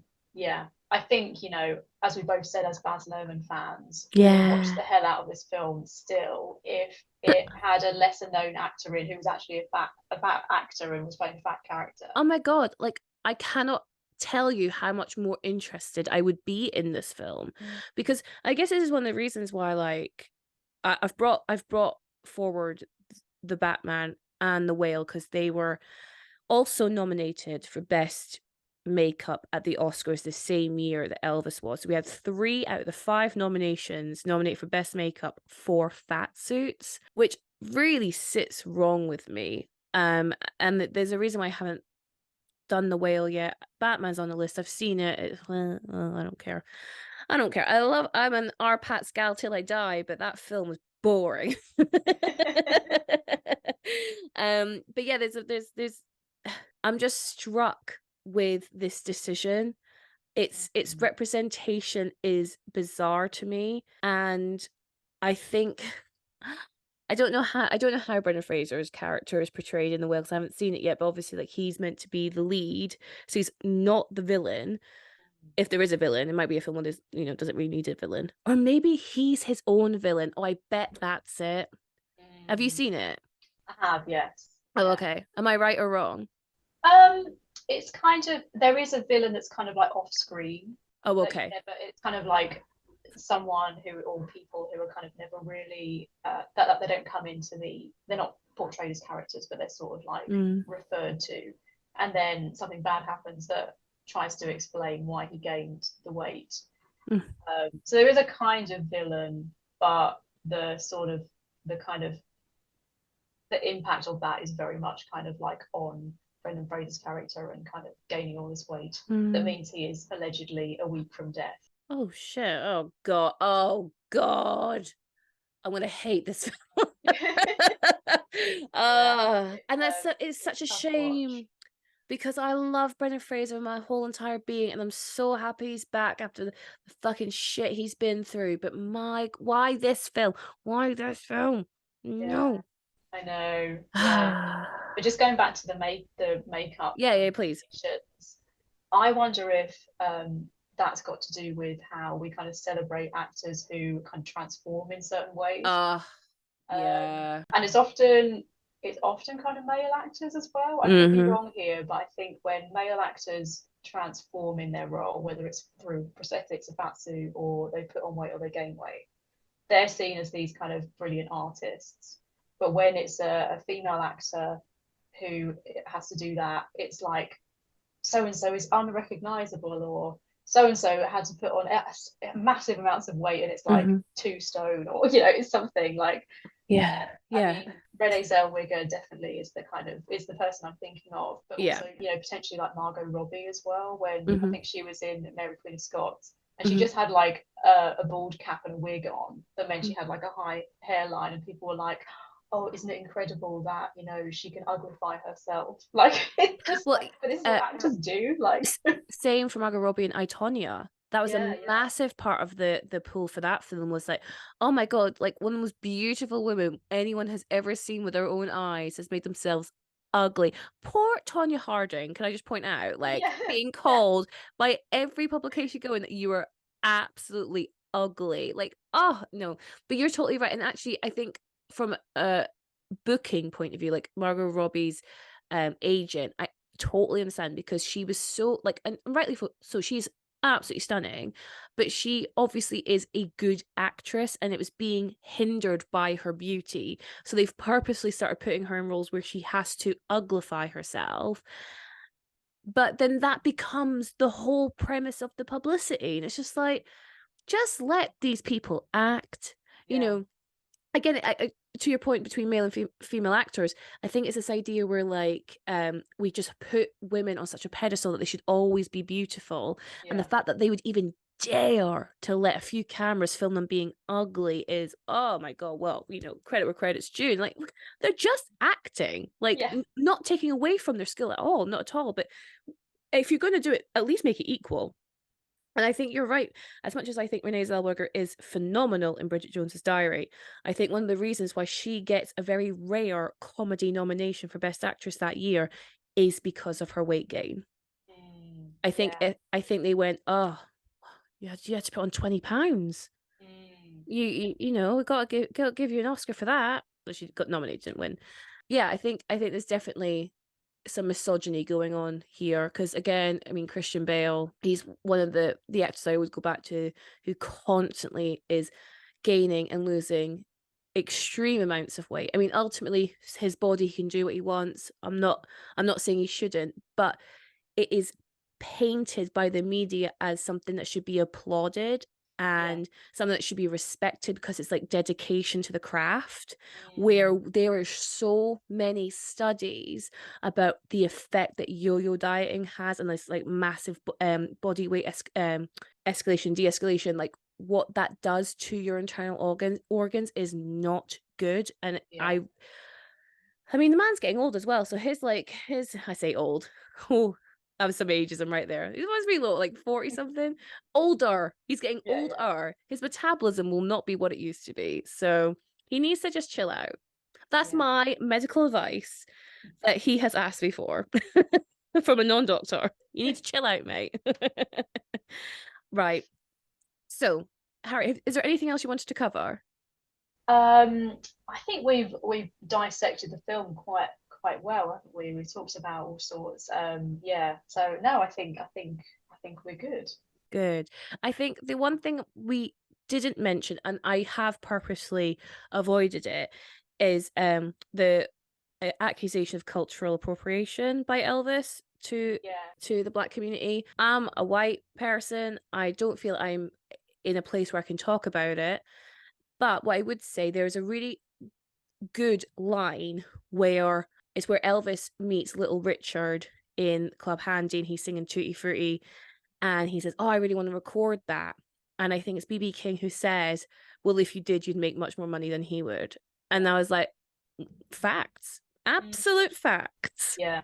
Yeah. I think the film does concisely like demonstrate in that moment that there's an unequal social status between like white and black artists at that point in time. Mhm. And as much as I would have loved the film to kind of dig more into that, and maybe a future feature film will dig more into that, and I'd love to Mm, see a film deal with that in more detail. I think the film is covering so much ground, and yes, it just has to kind of gloss over it a little bit. But I do think yes. that piece of dialogue is quite important and does kind of concisely Mhm, convey what is going on there. mhm. Yeah, agreed. I think this film has a runtime of like 2.5 hours, which it's long. Mm. And that's again one of the criticisms I saw was the length of the film. So I agree. I think where it's trying to already do a lot, it could have absolutely given more time to it. But its central argument was always going to be around Elvis and Colonel Tom Parker. So some things have to fall by the wayside. Is it the right thing? I don't know. But it is a fair criticism. So, Harriet, on Facts on Film, we like to rate our films based on how well we believe they represent fat and larger bodies or just general body diversity. And we like to rate them out of ourselves. So, out of a five potential Harriets, what will you give Elvis for fat representation? Oh, this is kind of tricky because I think if we look at Tom Parker, it's just not good. Like Mm-hmm. overall, it's not great. But if we look at Elvis, I think it is quite sympathetic, and it's kind of showing us things that we maybe we haven't seen, you know, about Elvis in wider pop culture and about, you know, fat representation in general, like, you know, someone becoming fat rather than just trying to lose weight, or you know, how complex putting on weight can be beyond just kind of like this person is eating too much. So I'm gonna say, ooh, I'm gonna go three stars. 3 Harriets. 3 Harriets. Whoa. I echo everything you've said. I think as well, to the film's credit, the fact it waits until the final possible scene with Austin Butler to put him in the fat suit is good. I think it's positive. Again, I read something that they really wanted the makeup to be simple as he ages. So they give him, I think they kind of want to keep his face quite round when he's younger, so it's quite youthful. And as he obviously gets older, he gets more chiseled, and that's when like the kind of cheek implants come in, or the cheek prosthetics come in, and then ultimately we get a more pronounced fat suit view of him. And I think that is very good. I like that. It means it's not a mockery of quote unquote fat Elvis. It's done in the most respectful way. Like, they've not shied away from it, because we knew it was coming. We knew we were going to see the fat Elvis look, but I think they're very kind with it. But I think Colonel Tom Parker's representation, the fat suit, Tom Hanks's performance, all really is this cocktail of, and this is a scientific term, trash. Yes, agreed. I really think it's trash. I think it's one of the worst things I've seen Tom Hanks in. I'm not even the biggest Tom Hanks fan. Like I'm just an average fan, I would say. But this is by far the worst thing I think I've seen him in. I'm shocked. He won the Razzie for worst supporting actor this year. Really? Well earned. Well earned. Well done, Tom. Yeah, it's really bad, and I think it's callous and cruel. And to give Baz a little bit of credit, I understand why he did it, because he has a very clear point of view where he's coming from. I understand it, but I think he lost sight of the humanity. I really, really do. And I think Tom's actions are evil enough. Just let the story be told through his actions alone. You don't need this extra fluff going on, personally. So for that, I'm actually going to give it 2 Hannahs, just because I'm so disgusted by the fat suit in this film. But I think your point of view around how Elvis's fatness is not explained, but, or maybe it is explained, his fat, or could be explained, or at least, you know, some thoughts to why he gained the weight he did. I think that's a really valid point, and thank you for bringing that to my attention and to the listeners' attention. So that is 3 Harriets, and that is 2 Hannahs for 2022's Elvis. We did it. We spoke a lot about Elvis. I say, like, we spoke a lot about Elvis as in like the pop culture, and then we spoke about Elvis as in the film. I think this is always going to happen with this one, because because it's a biopic. You have to talk about both examples. So thank you so much, Harriet, for like being my co-pilot through this one. Can you please let the lovely listeners know where they can find you and more of your work? Yes, mostly on Twitter. So on Twitter, you can find me at Dr. Harriet Fletch, and then there's a link to my Linktree where you can read some articles I've written for Ghouls and elsewhere too. Awesome. Thank you so much. And the links to Harriet's works will be in the show notes, so you can just go there for quick, easy access. And listeners can find the podcast at Fats on Film on Twitter and Instagram, and myself at Queen Bee Says on Twitter, Instagram, and TikTok. Thank you so much for listening, everyone, and I'll see you at the next one, and stay fat.